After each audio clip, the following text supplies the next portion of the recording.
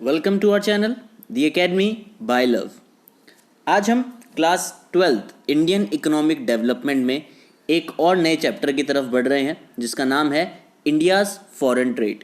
इस चैप्टर के अंदर हम पढ़ेंगे कि भारत की अंतर्राष्ट्रीय व्यापार यानी फॉरेन ट्रेड, इंटरनेशनल ट्रेड के बारे में और देखेंगे कि इंटरनेशनल ट्रेड का मतलब क्या होता है। साथ में इंडिया की जो फॉरेन ट्रेड थी at the time of independence, उसके बाद इंडिया की जो फॉरेन ट्रेड है आफ्टर इंडिपेंडेंस, और साथ में देखेंगे इनवर्ड लुकिंग स्ट्रेटजी के बारे में। ये चैप्टर 2 वीडियोस के अंदर हम कवर करेंगे। तो आज पहले पार्ट के अंदर हम पढ़ते हैं इंटरनेशनल ट्रेड और इंडिया की जो फॉरेन ट्रेड थी at the time of independence. सबसे पहले इंटरनेशनल ट्रेड का मतलब क्या होता है। जैसे कि आप लोग जानते हैं, एक कंट्री जो भी डोमेस्टिक प्रोडक्शन करती है वो कभी भी सिर्फ अपनी डोमेस्टिक डिमांड के बराबर नहीं करती, उससे ज़्यादा ही प्रोड्यूस करती है। तो जो सरप्लस बचता है उसको वो क्या करेगी, वेस्ट तो करेगी नहीं वो कंट्री।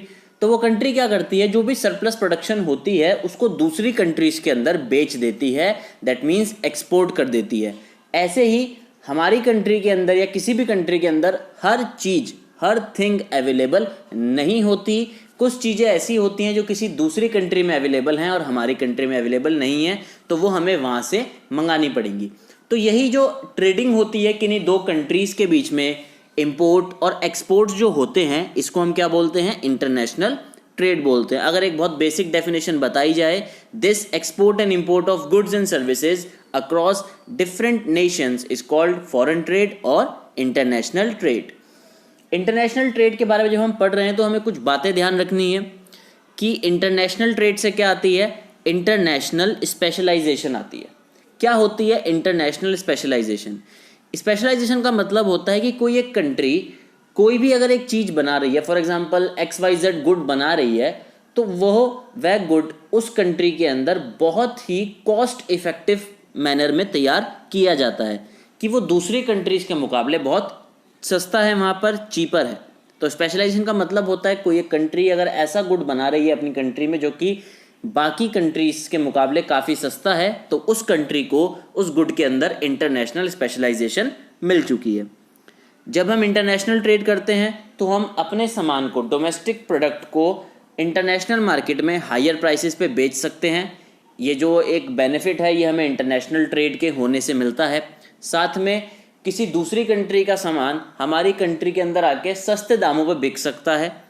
तो import of goods at lower prices than domestic prices, ये भी हमें इंटरनेशनल ट्रेड का फ़ायदा मिलता है। और साथ में जब किसी दूसरे देश के साथ हम व्यापार करते हैं तो हमारे डोमेस्टिक गुड्स को दूसरे देश में क्या मिलता है, एक तरीके से आप कह सकते हैं मार्केट मिलती है। तो हमारे डोमेस्टिक गुड्स की इंटरनेशनल मार्केट के अंदर एक्सपेंशन होता है। आई होप आपको अभी तक यहाँ तक समझ में आया होगा। अब बात करते हैं India's foreign trade at the time of independence, कि इंडिपेंडेंस के टाइम पे हमारी फॉरेन ट्रेड किस हालात में थी, क्या उसकी कैरेक्टरिस्टिक्स थी। ये बहुत ही जनरल टॉपिक है। ये हमने जब अपनी जो हमारे चैनल की जो फर्स्ट वीडियो है उसके अंदर हमने इस बुक का फर्स्ट चैप्टर देखा था, that Indian economy at the time of independence, उसके अंदर हमने ये सारी बातें डिस्कस करी हैं। तो कुछ भी नया सीखने को नहीं है। अगर आपने वो वीडियो अभी तक नहीं देखी है, आप पहले उस वीडियो को ज़रूर देखें। बाकी पूरी बुक के चैप्टर्स उस एक चैप्टर को पढ़ने से काफ़ी ज़्यादा आसान हो जाते हैं। तो अब आप प्लीज़ इस वीडियो से पहले उस वीडियो को ज़रूर देखें। चलिए शुरू करते हैं कि क्या कैरेक्टरिस्टिक्स नहीं थी इंडिया की फॉरेन ट्रेड की। हमें पता है कि भारत की जो फॉरेन ट्रेड थी या भारत की जो इकोनॉमी थी उसको ब्रिटिशर्स ने काफ़ी ज़्यादा एक्सप्लॉइट किया था। भारत को उन्होंने एक मार्केट बना के रख दिया था जो ब्रिटेन के अंदर फिनिश गुड्स तैयार होते थे मशीन के द्वारा, और भारत क्या बन गया था, एक एक्सपोर्टर बन गया था रॉ मटेरियल का। मतलब रॉ मटेरियल भी भारत से ही जाता था और वो रॉ मटेरियल जब फिनिश्ड गुड के अंदर कन्वर्ट हो जाता था तो भारत में ही आके बिकता था। तो economy was exploited by the colonial rule. Britishers used our resources as raw materials for their industries in Britain. ये हम जान चुके हैं कि हमारे रॉ मटेरियल को ब्रिटेन की इंडस्ट्रीज में यूज़ किया गया। इंडिया को एक्सपोर्टर ऑफ रॉ मटेरियल बना दिया गया और इंपोर्टर ऑफ फिनिश्ड गुड्स बना दिया गया, जबकि इसका बिल्कुल उल्टा था। जी हाँ, ब्रिटिशर्स के आने से पहले भारत सोने की चिड़िया था, वर्ल्ड का एक बहुत बड़ा जायंट था जो कि फॉरेन ट्रेड करता था हैंडीक्राफ्ट्स में। तो हम एक्सपोर्टर थे वर्ल्ड क्लास क्वालिटी के हैंडीक्राफ्ट फिनिश्ड गुड्स के। साथ में जो रॉ मटेरियल का जो एक्सपोर्ट जब होने लगा तो हमारी फॉरेन ट्रेड बढ़नी शुरू हो गई, वॉल्यूम बढ़नी शुरू हो गई फॉरेन ट्रेड की। क्यों? क्योंकि हम लोगों ने, जो ब्रिटिशर्स ने क्या करा, यहाँ से रॉ मटेरियल बहुत ज़्यादा लेके जाना शुरू करा। कहाँ पर? ब्रिटेन में।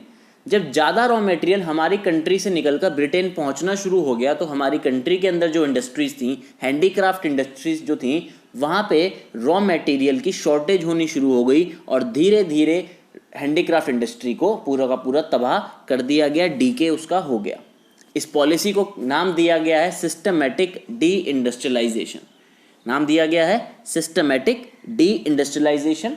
ये आप जब फर्स्ट चैप्टर पढ़ेंगे तो आपको उसके अंदर ये सब कुछ बताया जाएगा। हमारी पूरी प्लेलिस्ट है इंडियन इकोनॉमिक डेवलपमेंट पे, आप उसको देख सकते हैं। साथ में जब हम बात करते हैं कि जब हमें आज़ादी मिली, उससे पहले और आज़ादी के टाइम तक जो भारत का जो बैलेंस ऑफ ट्रेड था, मतलब एक्सपोर्ट माइनस इंपोर्ट, कि हमारे एक्सपोर्ट्स कितने हैं और हमारे इंपोर्ट्स कितने हैं, तो वो फेवरेबल था। कहने का मतलब क्या है कि जो हमारे एक्सपोर्ट्स थे वो हमारे इंपोर्ट से ज़्यादा थे। क्यों ज़्यादा थे? क्योंकि रॉ मटेरियल तो काफ़ी ज़्यादा भारत से ब्रिटेन की तरफ लेके जाया जा रहा था, लेकिन जो इंपोर्ट्स थे वो थोड़े कम, यानी फिनिश गुड्स जो हैं वो कम भारत के अंदर आ रहे थे, क्योंकि भारत की जनता उस टाइम अपनी आज़ादी का एक आंदोलन लड़ रही थी। तो ब्रिटेन के जो गुड्स थे उनको थोड़ा बहिष्कार भी किया जाने लगा। जैसे कि आज आप लोग देख रहे हैं चाइना के बारे में बात चल रही है कि चाइना के गुड्स को बॉयकॉट करना है। तो जब भी ये चीज़ नेशनलिज्म से जुड़ जाती है, राष्ट्र भावना से जुड़ जाती है, तो उसकी डिमांड थोड़ी कम हो जाती है। तो यही कारण था कि इंपोर्ट्स थोड़े कम रहे और एक्सपोर्ट्स काफ़ी ज़्यादा रहे, क्योंकि यहाँ पे जो मोनोपोली थी फॉरेन ट्रेड के ऊपर वो ब्रिटिशर्स ने एक्वायर कर ली थी। तो ये कुछ पॉइंट्स हैं इंडिया की फॉरेन ट्रेड के जो इंडिपेंडेंस के टाइम पे थी। 1947 में अगर हम बात करें तो एक्सपोर्ट्स जो थे वो इंपोर्ट से 31 करोड़ रुपीस ज़्यादा थे। यानी जब हम आज़ाद हुए तब 1946 और 47 में, आज़ादी से पहले 31 करोड़ रुपीस से हमारे एक्सपोर्ट्स ज़्यादा थे। किससे? इंपोर्ट से। और वहीं एक साल बाद 1947-48 में जो अमाउंट है कि हमारे एक्सपोर्ट्स ज़्यादा थे वो सिर्फ 14 करोड़ तक रह गई। दैट मीन्स कि हमारे एक्सपोर्ट जो थे वो भी अब कम होने शुरू हो गए, लेकिन फिर भी वो इंपोर्ट से ज़्यादा थे।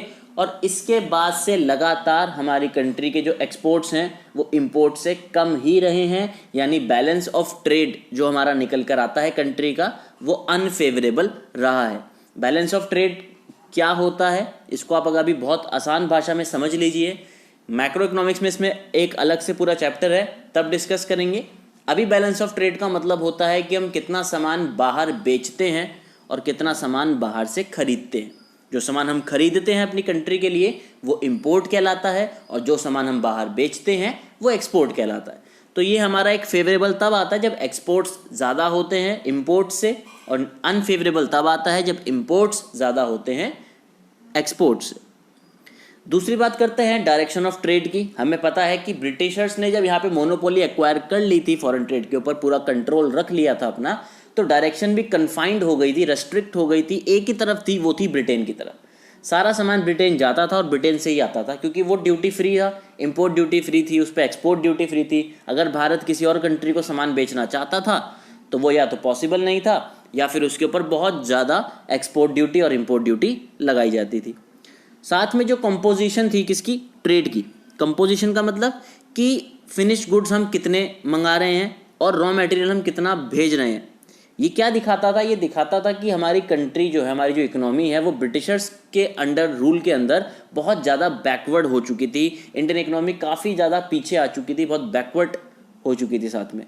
क्यों? क्योंकि कोई भी कंट्री अगर रॉ मटेरियल सप्लाई कर रही है और फिनिश गुड्स मंगा रही है, इसका मतलब ये है कि उस कंट्री के अंदर इंडस्ट्रीज पहली बात तो बिल्कुल भी नहीं है।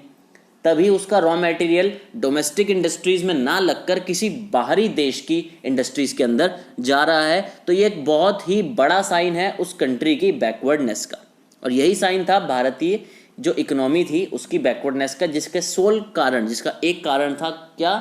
कॉलोनियल रूल, ब्रिटिशर्स का जो यहाँ पे गंदा रूल रहा वह। अब बात करते हैं कि इंडिपेंडेंस के बाद इंडिया की फॉरेन ट्रेड कैसी रही है।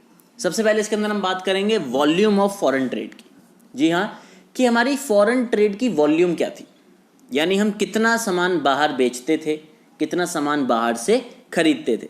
अभी आपको एक टेबल दिखाया जाएगा जिस टेबल के अंदर ये बताया गया है कि जो 5 ईयर प्लान्स भारत में बने हैं आज़ादी के बाद 1952 से, उसके अंदर जो हमारी जो फॉरेन ट्रेड है वो ₹6,760 करोड़ से लेके 2,21,91,132 करोड़, दैट मीन्स 2,21,91,132 करोड़ रुपए तक बढ़ चुकी है। यानी 3,282 टाइम्स मल्टीप्लाई होके आ गए हैं हम पहले प्लान से लेके दूसरे प्लान तक, 12वें प्लान तक। तो ये एक बहुत बड़ा नंबर है कि हमने अपनी जो फॉरेन ट्रेड है उसको हमने ऑलमोस्ट 3,000 टाइम्स मल्टीप्लाई किया है, ज़्यादा ही बल्कि उससे 3,282 टाइम्स।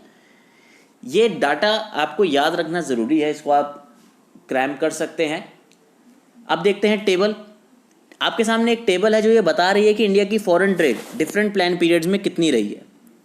जो ये टेबल है आपको दिखा सकती है कि पहले प्लान के अंदर हमारी टोटल फॉरेन ट्रेड 6,760 थी, लेकिन 12वां प्लान जो कि 2012-2017 में ख़त्म हुआ, तब तक हम 2,21,91,132 करोड़ तक आ चुके हैं। ये इकोनॉमिक सर्वे के द्वारा डाटा दिया गया, आपकी बुक्स के अंदर ये मौजूद होगा। तो हम यहाँ देख सकते हैं कि धीरे धीरे हम लोग क्या करते जा रहे हैं, धीरे धीरे हमारी फॉरेन ट्रेड काफ़ी बढ़ती गई है। वहीं पे अगर हम ध्यान दें कि पहले प्लान में भी हमने क्या देखा कि आज़ादी के बाद जो हमारे एक्सपोर्ट्स थे वो इंपोर्ट से कम हो चुके हैं। यानी 1951 वाले प्लान में जब से हमने ये 5 ईयर प्लान का सिस्टम अडॉप्ट किया, प्लानिंग कमीशन बनाई गई, तब भी हमारे एक्सपोर्ट्स काफ़ी कम थे और लगातार आप देख सकते हैं लगातार जो हमारे एक्सपोर्ट्स हैं वो हमारे इंपोर्ट से कम ही हैं। जो हम 12th प्लान की बात करते हैं, जो लेटेस्ट डाटा है 5 ईयर प्लान का, उसमें हमारे इंपोर्ट्स हैं 1,31,89,647 और एक्सपोर्ट्स 1,485 करोड़। तो आप ये देख सकते हैं कि जो डिफरेंस है इंपोर्ट और एक्सपोर्ट के बीच में वो काफ़ी ज़्यादा है। तो ये थी volume of India's foreign trade. अब हम इस टेबल को ध्यान में रखते हुए बात करते हैं। हम ये देख सकते हैं कि चेंज जो हो रहा है वो काफ़ी ज़्यादा हो रहा है, 6,000 करोड़ से सीधा 8,000 करोड़। तो यानी यहाँ पे क्या है, यहाँ पे परसेंटेज इंक्रीज काफ़ी ज़्यादा है। क्यों काफ़ी ज़्यादा है? क्योंकि बेस इफेक्ट की वजह से। क्या होता है बेस इफेक्ट? पहले हमारे एक्सपोर्ट और इंपोर्ट काफ़ी कम थे, तो अगर हल्का सा भी उनके अंदर राइज होता था तो परसेंट में काफ़ी ज़्यादा चेंज आता था, तो इसलिए जो परसेंटेज राइज है वो काफ़ी ज़्यादा है। दूसरा, आप यहाँ देख सकते हैं कि इंडिया के एक्सपोर्ट और इंपोर्ट दोनों इंक्रीज हुए हैं, लेकिन हमारा ग्लोबल शेयर के जो ट्रेड है उसके अंदर जो हमारा शेयर है वो कम हो गया है। इसका मतलब यह है कि हम ओवरऑल जो ग्लोबल ट्रेड होती है उसका हमारा जो शेयर है गिर चुका है। अब हम कम ट्रेड कर रहे हैं। पहले हम 1.8% पे ट्रेड कर रहे थे 1951 में, और 1991 में हम कितने पर आ गए? 0.5% पर आ गए। जब हमने इकोनॉमिक रिफॉर्म्स किए 1991 में, मनमोहन सिंह ने जब हमारी इकोनॉमी को ओपन करा, जिसको हम कहते हैं LPG लाया गया, इकोनॉमिक रिफॉर्म्स किए गए, तब इंडिया का जो शेयर था एक्सपोर्ट में वो कितना था? 2 था, 2.0%। दैट मीन जो ग्लोबल ट्रेड है उसमें हमने अपने को 2.0 पर ले आए और इंपोर्ट का शेयर बढ़कर हमारा कितना हो गया? 2.4% हो गया। ये बहुत ही बेसिक डाटा है, आपको ये याद करना पड़ेगा, इसमें समझने वाला ऐसा कुछ नहीं है। बस ये ध्यान रखना है कि इकोनॉमिक रिफॉर्म जब हुए, हमने जब अपनी इकोनॉमी को ओपन करा, लिबरलाइजेशन करी, प्राइवेटाइजेशन करी, साथ में ग्लोबलाइजेशन, सबसे अहम है ग्लोबलाइजेशन किया, तब हमारी फॉरेन ट्रेड बढ़नी शुरू हुई। क्योंकि ये कहा जाता है कि उसी के बाद से 1991 के बाद से ही इंडिया एक ओपन इकोनॉमी के अंदर कन्वर्ट हुआ है। दूसरा बात करते हैं, आफ्टर इंडिपेंडेंस के बाद फॉरेन ट्रेड को अगर हम देखना चाहते हैं तो कॉम्पोजिशन ऑफ फॉरेन ट्रेड क्या होती है? कॉम्पोजिशन का मतलब होता है कि हम ट्रेड किस चीज़ की करते हैं, कौन से आइटम्स हम एक्सपोर्ट करते हैं और कौन से आइटम्स हम इंपोर्ट करते हैं। और ये जो पैटर्न है ना, ये जो कॉम्पोजिशन है, ये इंडिपेंडेंस के बाद से काफ़ी ज़्यादा चेंज हुई है। जैसे इंडिया क्या करता था, सबसे पहले फार्म प्रोडक्ट्स को क्या करता था? एक्सपोर्ट करता था, रॉ मटेरियल एक्सपोर्ट करता था ब्रिटिशर्स के अंदर। लेकिन जब ब्रिटिशर्स यहाँ से चले गए तो हमने अपनी डोमेस्टिक इंडस्ट्री को बढ़ाना शुरू किया, और डोमेस्टिक इंडस्ट्री ने फिर हमारे रॉ मटेरियल को कंट्री के अंदर ही यूज़ करना शुरू कर दिया, डिमांड जनरेट होनी शुरू हो गई। तो हमने क्या करा, हमने फार्म प्रोडक्ट्स को बाहर एक्सपोर्ट करना कम कर दिया। दूसरी बात, जो राइज इन पॉपुलेशन है उसकी वजह से भी अब जितनी ज़्यादा पॉपुलेशन बढ़ेगी उतनी ज़्यादा कंट्री के अंदर कंजम्पशन होगी, डायरेक्ट कंजम्पशन बढ़ती गई, डोमेस्टिक कंजम्पशन बढ़ती गई। तो जब हमारी डोमेस्टिक कंजम्पशन बढ़ चुकी है, तो बिल्कुल कॉमन सेंस की बात है कि हम फार्म प्रोडक्ट्स को, रॉ मटेरियल्स को अब कंट्री के बाहर बेचकर कंट्री में ही शॉर्टेज नहीं करेंगे, इसलिए हमने उनको भी बाहर बेचना बंद कर दिया और कंट्री में डिमांड पूरी करनी शुरू कर दी। दूसरा, decline in percentage share of conventional items. Conventional items मतलब जो बहुत पहले से रॉ मटेरियल्स जो ब्रिटिशर्स के टाइम पे भी कंट्री से बाहर जाते रहे हैं, जैसे T, coffee, jute, food grains, minerals etcetera, ये ब्रिटिशर्स के टाइम पे भी इंडिया से बाहर जाते, तो ये इंडिया की फॉरेन ट्रेड का एक बहुत बड़ा हिस्सा कॉन्स्टिट्यूट करते थे, बल्क शेयर कॉन्स्टिट्यूट करते थे। लेकिन इंडिपेंडेंस के बाद से क्या हुआ कि जो डोमेस्टिक डिमांड है वो इन चीज़ों की बढ़ गई है। अब ये रॉ मटेरियल भारत के अंदर यूज़ हो रहा है, ये फूड ग्रेन्स भारत के अंदर यूज़ हो रहा है, टी, कॉफ़ी, जूट, ये सब भारत के अंदर ही बहुत डिमांड हो रही है। पॉपुलेशन भी काफ़ी बढ़ती जा रही है 1921 के बाद से, the year of great divide के बाद से। तो इसलिए इन चीज़ों को भी बाहर बेचना क्या हो गया है, कम हो गया। बाहर बेचते हैं लेकिन जो इनका पहले जितना शेयर था अब वो शेयर कम हो चुका है, क्योंकि अब कंट्री के अंदर ही डोमेस्टिक कंजम्पशन ज़्यादा हो गई है। तीसरा, increase in percentage share of manufactured goods. Raw materials को पहले हम ट्रेड करते थे, वो अब कम हो चुका है, तो जाहिर सी बात है जो कंट्री है वो एक्सपोर्ट कर रही है किसका, मैन्युफैक्चरिंग गुड्स का, मंगा भी इंपोर्ट भी कर रही है मैन्युफैक्चर्ड गुड्स का और बाहर भी उनको बेच रही है। इंडिया की जो ऐसी कैटेगरी जो बहुत ज़्यादा एक्सपोर्ट की जाती है, that is James and jewellery, ये इंडिया की हाईएस्ट कैटेगरी है जो एक्सपोर्ट करी जाती है। अब बात आती है तीसरे पॉइंट की, वो है डायरेक्शन ऑफ फॉरेन ट्रेड। हमें पता है कि 1951 से पहले या फिर आज़ादी से पहले 47 से पहले जो हमारी डायरेक्शन थी फॉरेन ट्रेड की, that was largely confined to the britishers, वो सिर्फ ब्रिटेन तक ही होती थी। लेकिन उसके बाद से हमने क्या करा है, अपनी एक प्रेजेंस मार्क करवाई है इंटरनेशनल मार्केट्स में।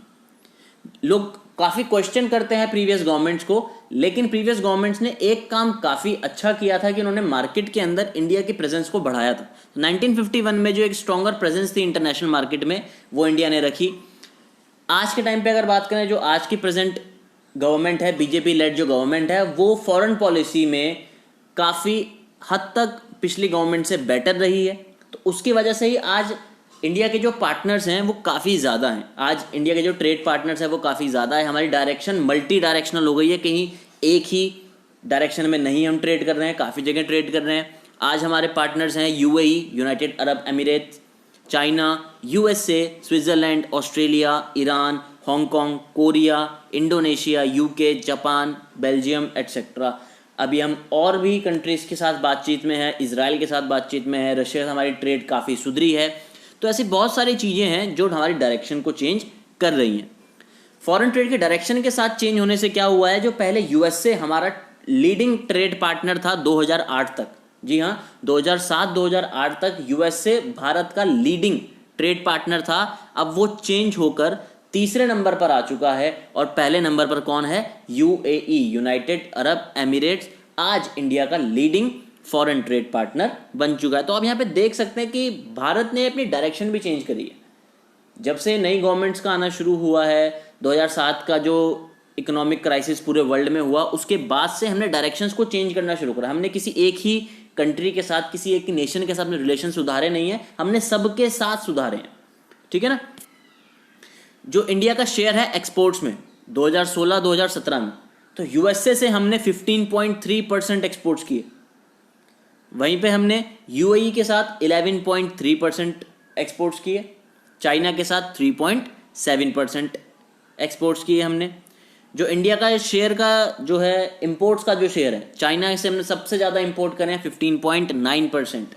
ये बात देखने की है कि सन 2016-17 से लेके हमने चाइना से 15.9 ऑलमोस्ट 16% हम अपना इंपोर्ट्स कहाँ से ला रहे हैं, सिर्फ और सिर्फ चाइना से लेके आ रहे हैं। तो ये बहुत देखने वाली बात है कि जो चाइना इतने गलत काम हमारे बॉर्डर पे कर रहा है, उस पे हम कितने ज़्यादा डिपेंडेंट हैं। तो गवर्नमेंट को इसके लिए भी कुछ करना पड़ेगा। और आप लोग हमें कमेंट में बताइए कि क्या गुड्स जो हैं चाइना के, उनको बॉयकॉट करने से क्या चाइना की जो हरकतें हैं वो सुधर सकती हैं, और क्या चाइना को हम वॉर से नहीं वॉलेट से हरा सकते हैं। कमेंट्स में हमें ज़रूर बताइएगा। यूएसए के साथ हमारा शेयर है 5.8% का, सऊदी अरेबिया के साथ 5.2% और वहीं स्विट्ज़रलैंड जैसी छोटी सी कंट्री के साथ 4.5%। जो ये ग्लोबलाइजेशन के जो टाइम्स हैं, ये जो चाइनीज़ गुड्स जो है इन्होंने इंडियन, हम देख सकते हैं कि इंपोर्ट अगर हम बात करते हैं, जो सामान भारत के अंदर आ रहा है वो सबसे ज़्यादा चाइना से आ रहा है, ऑलमोस्ट 16%। और हो सकता है आगे अभी जो 4 साल बीत गए हैं इनके अंदर और ज़्यादा शेयर बढ़ चुका हो। तो ये चाइनीज़ गुड्स ने इंडियन मार्केट को डोमिनेट किया है।